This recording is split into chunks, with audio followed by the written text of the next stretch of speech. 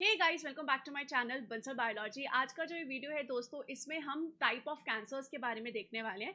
ये एक बहुत इंपॉर्टेंट टॉपिक है from any exam point of view. So let's get started with the lecture and let's see about types of cancers के बारे में। देखो, जब भी हम कैंसर की बात करते हैं दोस्तों, तो कैंसर जो है उसके टाइप्स डिटरमाइन होते हैं कि वो कौन से टिश्यू से ओरिजिन हो रहा है या फिर वो कौन से सेल से ओरिजिन हो रहा है। उसके बेसिस पे हर एक कैंसर का नाम रखा जाता है। तो इसी के बेसिस पे हम यहाँ पर देखने वाले हैं कैंसर के बारे में और उसके टाइप्स के बारे में। So you can check it out. Cancers are traditionally classified according to the tissue and cell type they have originated from, they have arise from. सबसे पहला अगर हम कैंसर देखें दोस्तों, और जो सबसे कॉमन कैंसर है उसको हम बोलते हैं कार्सिनोमा। कार्सिनोमा दोस्तों एक ऐसा कैंसर होता है जो स्पेसिफिकली एपिथेलियल सेल्स का होता है। एपिथेलियल सेल्स का मतलब क्या हो गया? एक ऐसे सेल्स जो कि फॉर एग्जांपल हमारे स्किन को लाइन करते हैं या किसी ऑर्गन को लाइन करते हैं, उन्हें हम एपिथेलियल सेल्स कहते हैं।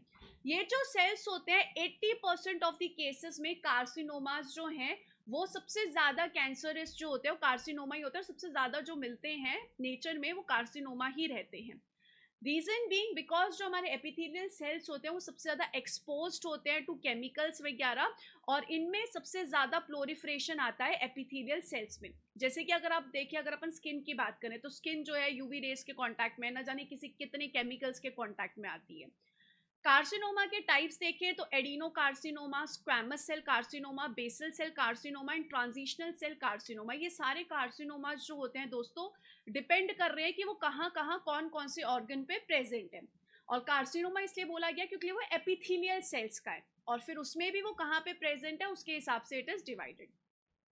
अगर हम दोस्तों नेक्स्ट कैंसर की बात करें तो दैट इज सार्कोमा। सार्कोमा जो कैंसर होता है वो कार्सिनोमा से कम देखा जाता है। ये बेसिकली मीजोडर्मल ओरिजिन का होता है। मीजोडर्मल ओरिजिन मतलब क्या हो गया? हमें पता है हमारे पास 3 लेयर होती है जर्म लेयर जब हम एम्ब्रियोनिक स्टेज में होते हैं। एक होता है एक्टोडर्म, एक होता है मीजोडर्म, और एक होता है एंडोडर्म। तो ये बेसिकली कौन सी ओरिजिन का होता है? मीजोडर्मल ओरिजिन से जो टिश्यूज आते हैं उनका होता है। मीजोडर्मल टिश्यूज अगर हम समझने की कोशिश करें तो ऐसे टिश्यू जो मीजोडर्मल जर्म लेयर्स से बनते हैं। इसमें भी स्पेसिफिकली मीजनकाइमल सेल्स और कनेक्टिव टिश्यू की ओरिजिन होती है। इनमें जो कैंसर होता है इसको हम सार्कोमा कैंसर कहते हैं। अगर हम इनके बारे में और समझने की कोशिश करें तो बोन्स में, मसल्स में, फैट में, कार्टिलेज में, ब्लड टिश्यू में, ये सारी जगह पर इसको देखा जाता है। ये मच रेयरर है देन कार्सिनोमा। कार्सिनोमा से मच मच मच रेयरर होते हैं ये। इसके बारे में अगर हम और समझने की कोशिश करें दोस्तों तो ये ऑस्टियोसार्कोमा होता है बोन में, लिपोसार्कोमा होता है फैट में, मसल में एक स्पेसिफिक सार्कोमा है, ब्लड वेसल्स का सार्कोमा अलग होता है। आप ये डिफरेंट डिफरेंट सार्कोमा देख भी सकते हो जो डिफरेंट डिफरेंट जगह पे मौजूद होता है। So this was all about sarcoma, जो कि बेसिकली मीजनकाइमल या फिर कनेक्टिव टिश्यू की ओरिजिन का होता है, और ये अलग अलग जगह पे रहता है। ये काफी अग्रेसिव होता है और मोस्ट कॉमनली चिल्ड्रन या फिर यंग अडल्ट्स में देखा जाता है। थर्ड अगर हम देखें तो ल्यूकेमिया है दोस्तों, जो कि ब्लड फॉर्मिंग टिश्यू होता है जिसे हम बोन मैरो कहते हैं। हमारी ये जो बोन्स होती है दोस्तों इसमें बोन मैरो प्रेजेंट होती है, जो बेसिकली जिसका काम होता है ब्लड सेल्स को बनाना। ये बेसिकली रिस्पॉन्सिबल होती है ब्लड सेल्स की फॉर्मेशन के लिए। तो अगर यहाँ पर बोन मैरो में ल्यूकेमिया हुआ है यानी कि कैंसर हुआ है, तो ये स्पेसिफिकली जो WBC सेल्स होते हैं, वाइट ब्लड सेल्स होते हैं, इनको अफेक्ट करता है।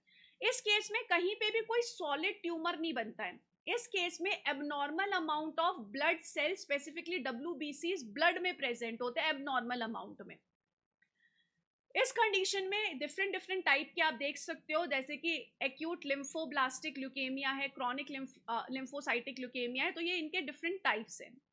इसमें रैपिड प्रोडक्शन होता है WBCs के, जिसकी वजह से ये जो WBC होते हैं एबनॉर्मल होते हैं, और WBC का बेसिकली काम होता है दोस्तों इन्फेक्शन से फाइट करना।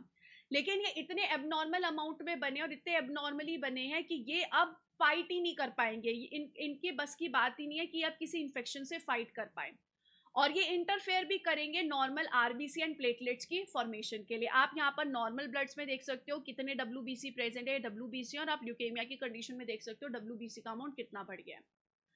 नेक्स्ट अगर हम देखें, नेक्स्ट जो होता है वो होता है लिम्फोमा। लिम्फोमा मतलब एक ऐसा कैंसर जिसमें बेसिकली जो लिम्फेटिक सिस्टम होता है हमारी बॉडी का, जिसमें लिम्फ नोड्स आते हैं, स्प्लीन आता है, वो सब इम्पैक्ट होता है, थाइमस आता है, ये सारी जगह जो होती है इम्पैक्ट होती है। बेसिकली इसमें कैंसरस सेल्स डेवलप होने लगते हैं। ये जो होता है इसमें भी डिफरेंट टाइप्स होते हैं डिपेंडिंग अपॉन कि ये मोस्टली एक तो होता है कि जो अपर लिम्फ नोड्स हैं, अपर बॉडी लिम्फ नोड होगा उसमें डेवलप हो सकते हैं, अपर बॉडी लिम्फ नोड में जो हमारी बॉडी में अपर साइड की तरफ प्रेजेंट है, या फिर ये आ सकते हैं basically B cell T cell सब टाइप के केस में। तो इस तरीके से बी सेल होता है, टी सेल होता है हमारी बॉडी में, इसके सब टाइप के केस में कैंसर हो सकता है। तो दिस इज दोस्तों लिम्फोमा, जिसमें आपके लिम्फ नोड स्वॉलन हो जाते हैं, फीवर आ जाता है, आपको बहुत ज़्यादा वेट लॉस होता है। इसको आप ट्रीट कर सकते हो रेडिएशन से, कीमोथेरेपी से।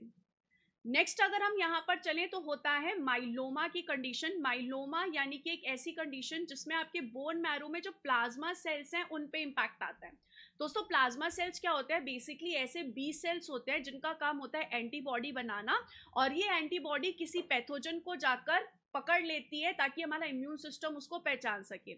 लेकिन इस केस में जो प्लाज्मा सेल्स हैं उनमें कैंसर आ चुका है, एबनॉर्मल प्लाज्मा प्रोटीन बन रहे हैं, जिसकी वजह से एबनॉर्मल अमाउंट में एंटीबॉडीज बन रही है, और ये एंटीबॉडीज अब हमारे ही बॉडी के जो ऑर्गन्स हैं उनको भी डैमेज कर सकती है, जैसे बोन को डैमेज, किडनी को डैमेज, फ्रैक्चर्स आ सकते हैं, अनीमिया जैसी कंडीशंस आ सकती हैं।